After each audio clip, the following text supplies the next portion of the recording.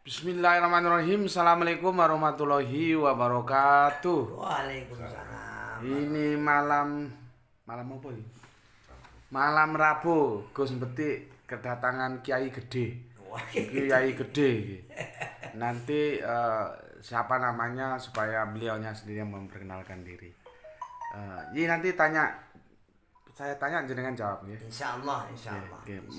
Mau salam dulu ya. Ya, assalamualaikum warahmatullahi wabarakatuh. Waalaikumsalam. Pertanyaan saya, jenengan dulu itu karyawan ya? Ya, Karyawan dari apa? Instansi apa? ya, saya hanya menyebut sebuah perusahaan itu aja lah. Perusahaan. Terus aku dengar jenengan belum masanya pensiun keluar ya? Ya, bukan keluar minta pensiun dini. Pensiun dini. Itu alasannya apa ya? Ya, mungkin karena keluarga. Ya, pisah keluarga. Keluarga. Ya, karena istri saya juga pegawai negeri. Kalaupun saya harus bertahan, mungkin tidak bisa campur, tidak bisa bersama. Salah satunya saya harus bisa mengundurkan diri dengan catatan saya karena alasannya jauh. Nah, saya harus ingin bersama-sama lah. Dulu karena jarak waktu aja. Jarak waktu adalah. Terus waktu kerja di instansi itu belum terjun dakwah. Saya kira latar belakang saya tidak pernah dakwah. Ya saya kira umum sajalah. Sifatnya umum.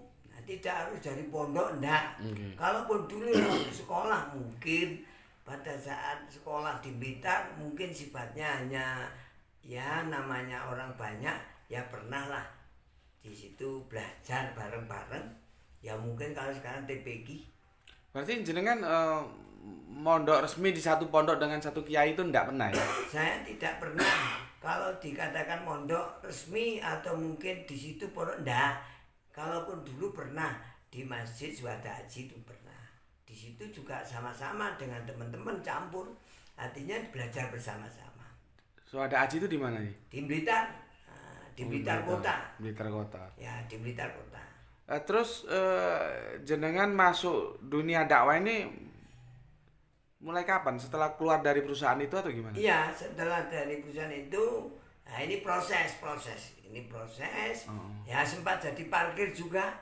Maksudnya tukang parkir? Tukang parkir di Singosari itu juga pernah. Di depannya Kuramil itu ada. Itu sebelum dakwah ya? Ya, sebelum dakwah, belum.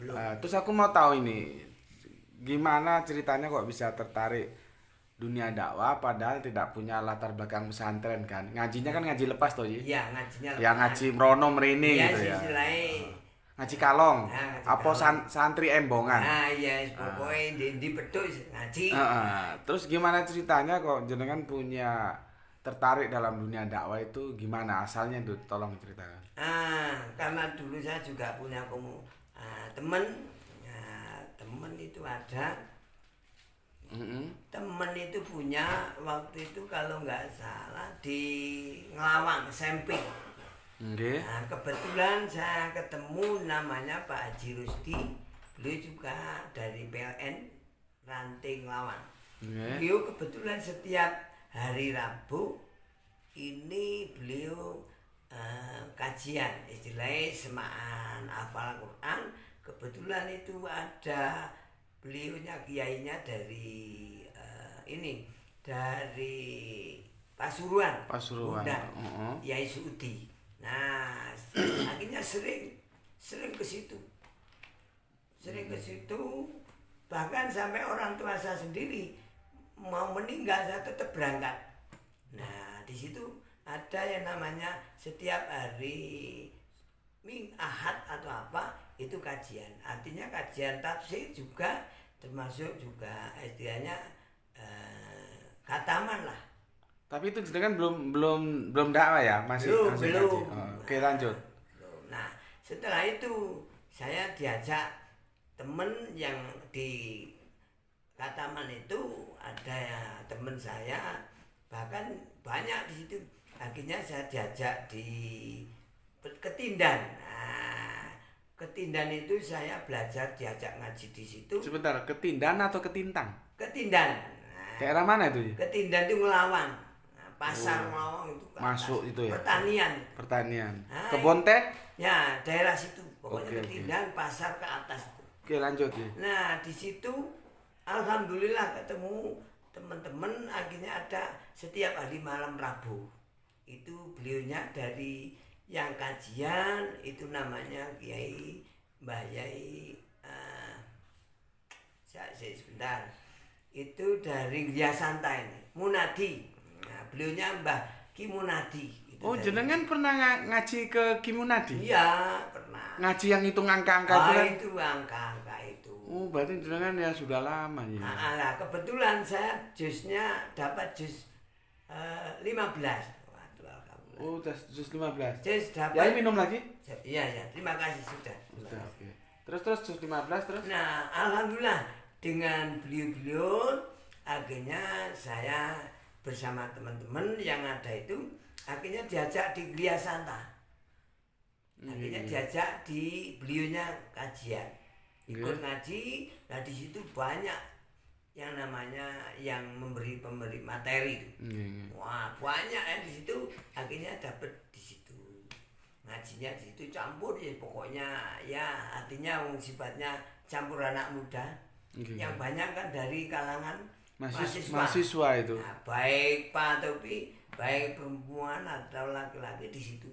Itu kalau setiap waktu itu alhamdulillah malam Senin, malam Selasa, mampu.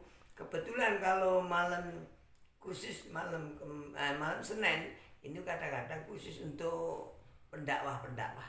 Oh, dibagi kelasnya. Iya, kelasnya. Jenengan masuk yang pendakwah. Ya, kalau saya sifatnya insya Allah waktu itu saya ikuti semua.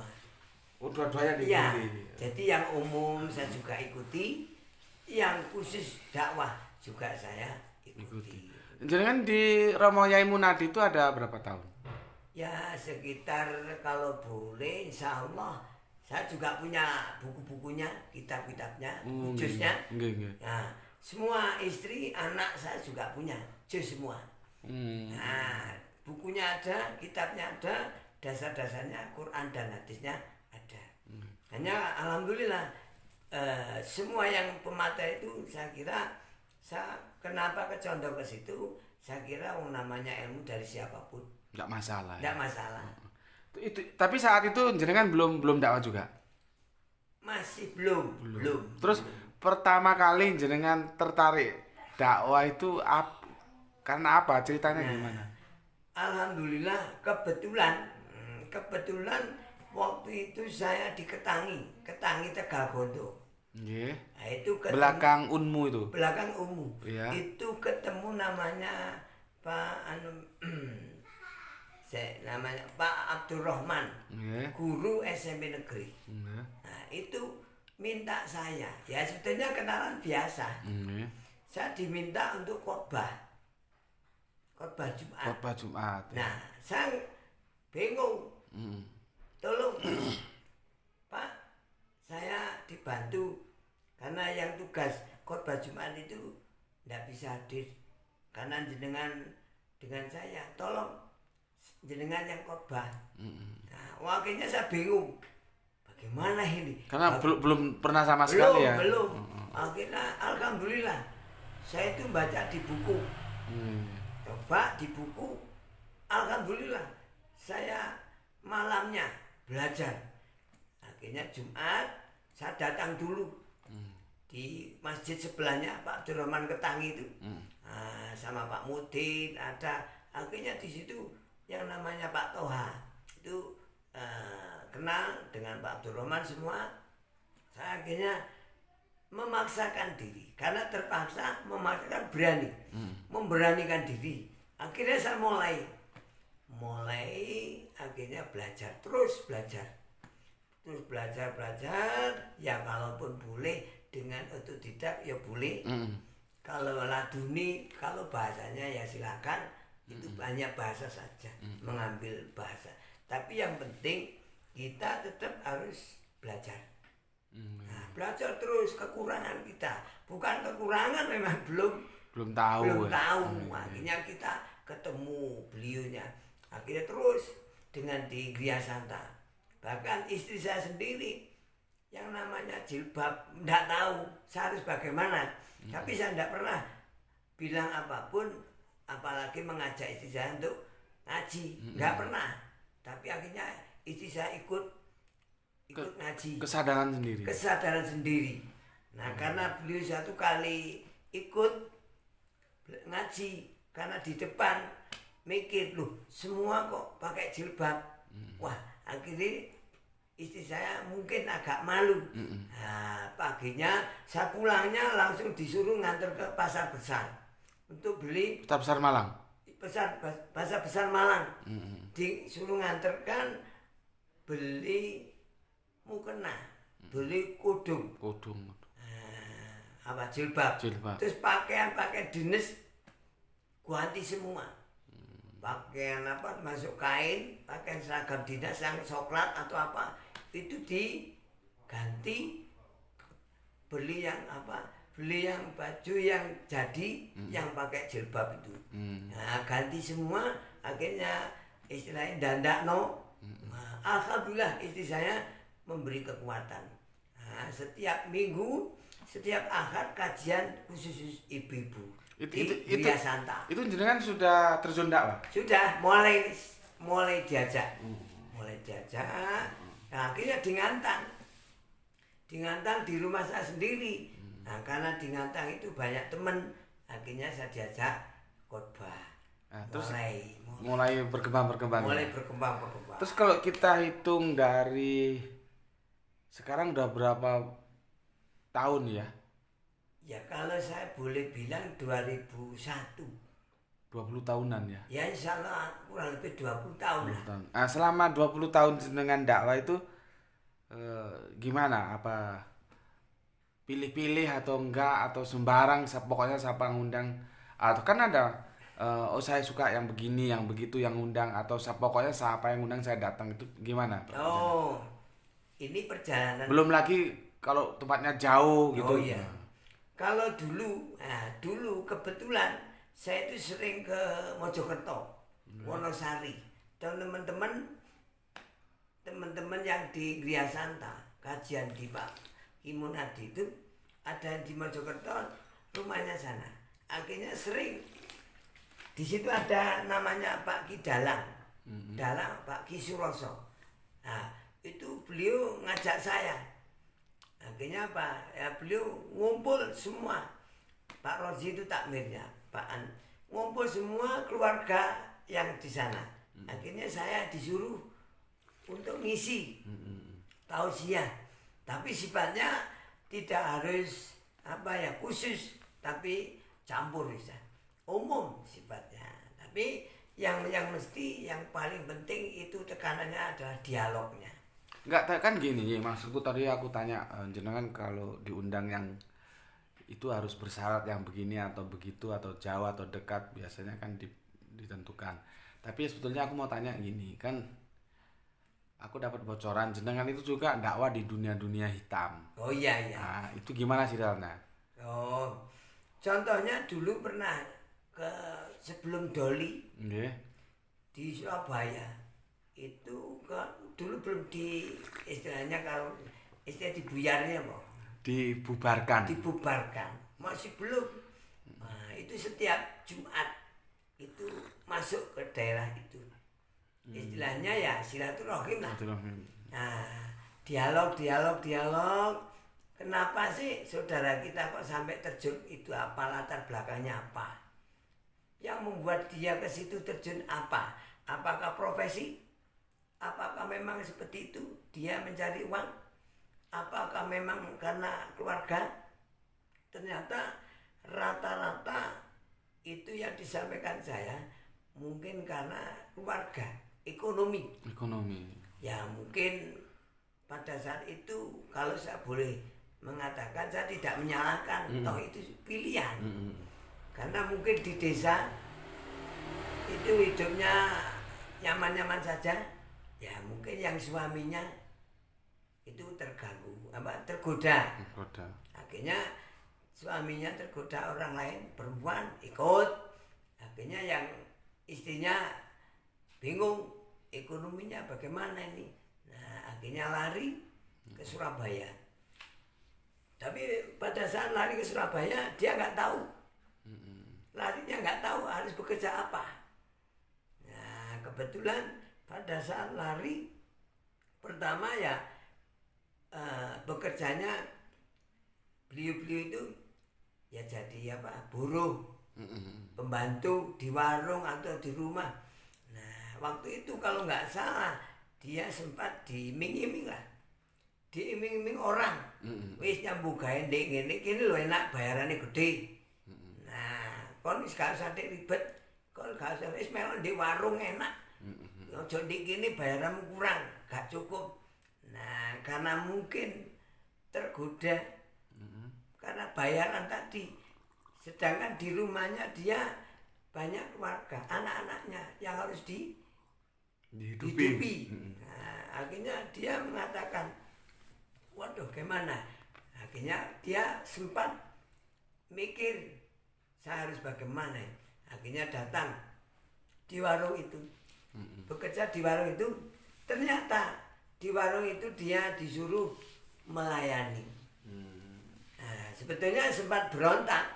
Gitu ya. Nah, karena sempat berontak karena dia terjepit ekonomi, pilihannya mau nggak mau dia harus Mau. mau. Berarti kan gini, dari pengalaman jenengan dakwah di dunia-dunia hitam itu, kesimpulannya itu sebagian besar karena faktor ekonomi. Faktor ekonomi itu yang jelas. Yang jelas. Terus gini, aku juga dapat bocoran tuh dari teman, jenengan sekarang sudah punya pondok katanya. Ya alhamdulillah ada, ya tidak besar. Di Ngantang itu ada namanya pondoknya, namanya yayasannya Bina Masyarakat Insani. Oh, Bina Masyarakat Insani. Nah kenapa kok saya ngambil nama yang seperti itu? Karena di situ ada pilihan yang lain nama, tapi kita enggak seperti pondok yayasan Istiqomah, pondok yayasan apa, tapi saya enggak ke situ karena nama itu identik dari sejarah pondok itu sendiri dari awal. Ini sejarahnya gimana nih? Kok jenengan bisa jadi punya pondok itu gimana? Alhamdulillah, nah, kita nggak kerja sendiri, kita bersama teman-teman. Nah, teman-teman yang ada di sekitar itu. Nah, karena kita melihat anak-anak, termasuk anak saya dulu, waktu masih SD, itu ada yang kelas 2, ada yang kelas 3. Nah, karena yang di desa itu biasanya, kalau bahasanya di sini, kalau di desa itu jaranan, bantengan. Oh iya, udah lumping. Bantengan, apalah itu. Lah karena dia ini setelah sekolah main dulinan. Nah, kalau ada bantengan, sudah main di situ. Nah, karena kita ini ingin gimana ini caranya anak-anak ini biar setelah sekolah itu biar belajar ngaji. Nah, alhamdulillah teman-teman mulai kita ajak bicara. Ya apa iki enake? Musyawarah. Kita memutuskan gimana anak-anak ini kalau kita ajak belajar ngaji. Nah, nanti kalau yang ngajari ngaji ya sesuai dengan ahlinya. Nah, karena namanya saudara kita anaknya mondok semua. Kebetulan alhamdulillah ustaz-ustaznya dia semua bisa. Nah, akhirnya anak-anak itu kita ajak. Kita ajak mulai 1, 2, 3 sampai saya itu alhamdulillah. Sementara itu namanya tempat masih pinjam. Awalnya pinjam tempat. Pinjam lokasi tempat. Namanya Bu Imrona itu guru SMP negeri, kebetulan mendukung kita. Akhirnya sementara kita pinjam tempat kalau ngaji di situ. Nah, kalau di sana tempat saya di daerah Kambal. Kalau rumah saya sendiri perumahan di perumahan Kambal Pesona Regensi Ngantang. Terus gini, berarti pondok itu jenengan dirikan dengan melibatkan teman-teman. Kerjasama. Okay. Kebetulan namanya Pak Sujoko. Itu beliau punya bengkel mobil. Ya alhamdulillah bagiannya ya kalau enggak partai besar lah, besar lah. Nah karena beliau itu keluarganya punya tanah kosong. Nah waktu itu masih banyak apa istilahnya pring-pring barongan itu. Nah kita sepakat bersama ngundang Pak RT, Pak Kami Tua, kita mohon izin kepada perangkat pamong dari pihak-pihak yang berkepentingan, kita mohon izin, akhirnya kita mencoba untuk mulai untuk membuka pondokan pondok itu dengan catatan tanahnya harus siap, harus ada. Nah karena tanah itu wakaf, nah, tanah itu punya keluarga diwakafkan. Terus sekarang tenaga pengajarnya dari mana jenengan datang? Ini sementara kita kerjasama dengan pondok yang ada di Kediri, Tahfiz Quran. Tahfiz Quran. Ya namanya di sana juga sama bina masyarakat. Tapi kalau kita khususnya di Gantang pondoknya namanya yayasannya Bina Masyarakat Insani, tapi pondok tahfiznya di Gantang di Kambal itu namanya Ummu Salamah. Ummu Salamah. Nah, Ummu Salamah. Nah, karena bergesernya waktu itu saya data kita laporkan ke desa, ke KUA, akhirnya dapat legalisasi. Dapat izin operasi pondok, tapi namanya pondok di desa. Saya kira bukan masalah izinnya, manfaatnya ya. Manfaatnya Membina anak-anak itu. Akhirnya anak-anak itu kita datangkan orang tuanya. Kita data orang tuanya. Kenapa? Kalau kita data orang tuanya, biar tanggung jawabnya bersama. Kalau di rumah itu tanggung jawabnya orang tua, kalau pada saat ngaji tanggung jawabnya daripada pengurus yayasan itu sendiri. Oh itu enggak tidur di situ enggak ya? Sementara tidak melayani tidur di pondok. Jadi pulang rumah masing-masing. Pulang rumah masing-masing. Di pondok hanya waktu menuntut ilmu. Ya itu belajarnya kalau anak-anak belajar kalau itu jam 4 waktu asar hingga sampai maghrib. Nanti kalau setelah maghrib ada waktu itu dibagi anak-anak remaja ya SMP, SMA itu nanti kajian malam. Oh dipisah-pisah. Bisa kategori. Oh mungkin ini perlu khotbah, belajar khotbah, belajar dakwah, nyampaikan hadis. Ini. Nah gini ini jenengan main ke sini. Ya.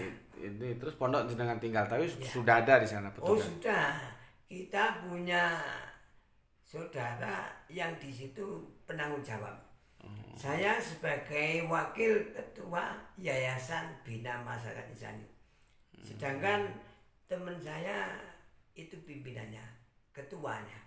Nah karena beliaunya juga punya aset ya, artinya di rumah ini ada namanya pekerjaan buat jamur. Budidaya jamur itu buat sendiri keluarganya. Dan itu pun diambil tengkulak itu. Seperti di Indomaret, diambil di sana, Mojokerto, Kediri itu. Nah itu sudah lama. Nah, karena anak-anak itu didukung dari situ. Oh berarti anak-anak gratis sih? Iya gratis, tidak boleh bayar. Tidak bayar. Oh justru tidak boleh bayar? Tidak bayar. Justru sekarang kemarin ada 10 program 300 hari tahfiz Quran. Kalau targetnya 300 hari berarti kan 10 bulan. Harus hafal 30 juz katam. Alhamdulillah ini sementara masih pihak akhwat perempuan. Ya, ini sudah menamatkan wisuda. Ya, wisuda pertama kali sekitar 10 orang. Tahfiz Quran. Ya. Akhwat semua. Alhamdulillah ada yang usia 20, 25 yang kemarin itu ada dari Sulawesi, Pekanbaru. Loh, santrinya jauh-jauh. Jauh-jauh. Yang sekarang insya Allah sudah pulang, sudah khatam, dapat berijazah, sertifikat. Insya Allah menurut informasi yang sudah kemarin, insya Allah di sana akan mendirikan. Oh, jadi mengembangkan di tempatnya Iya. masing-masing dari Mengembangkan. ilmu yang didapat Iya. dari Bina Insani Betul, gitu. iya. Nah, targetnya mestinya 10 bulan. Alhamdulillah diuji anak-anak itu, yang uji dari Kediri, Pondok Besar, kerjasama itu. Ternyata anak-anak itu kalau saya boleh mengatakan hasilnya komlot. Oh, Ya lebih kalau sekarang terpuji lah. terpuji. Nah, Istimewa. istimewa. Nah, itu anak-anak itu luar biasa. Malam siang Belajarnya itu. belajar. Di sana tidak boleh bawa handphone. Oh, enggak boleh. Kenapa? Mengganggu. Mengganggu. Nah, karena saya sebagai penasehat, Oh. juga pembina, akhirnya ya saya kira kalau 1 minggu sekali, mungkin hari Minggu ya diajak keluar kota, mungkin ke Batu, mungkin kemana, Represi. refreshing. Bahkan videonya juga ada, cara belajarnya, mungkin metodenya. Mungkin. Terus gini, itu gratis, terus yang mendukung dana operasional itu dari saudara-saudara kita. Ada saudara-saudara kita yang mungkin termasuk makan. Ini ada yang ada yang bertanggung jawab. Artinya ada orang-orang yang dirasa perlu untuk mendukung, bahkan itu di umum sifatnya. Oke, jenengan ngaji sudah, Ya, belajar ngaji sudah, udah. bikin pondok sudah. Insya Allah. Sekarang apa keinginan akhir jenengan? Ya alhamdulillah, kalaupun saya ada pertanyaan itu, namanya dakwah itu tidak ada habisnya. Ya. Bahkan kalau saya sampai hari ini, yang sering saya tempat untuk dakwah, ini daerah Jabung. Lu udah punya sana itu? Iya, Jabung, terus Pesawat itu? Pakis itu. Bandara? Iya, terus sana. Oh, masih Jabung, kesana lagi? dekatnya Brigit 502. 502. Nah, di situ namanya dusunnya Bungsu, ikut desa Selampar, juga di Jabungnya.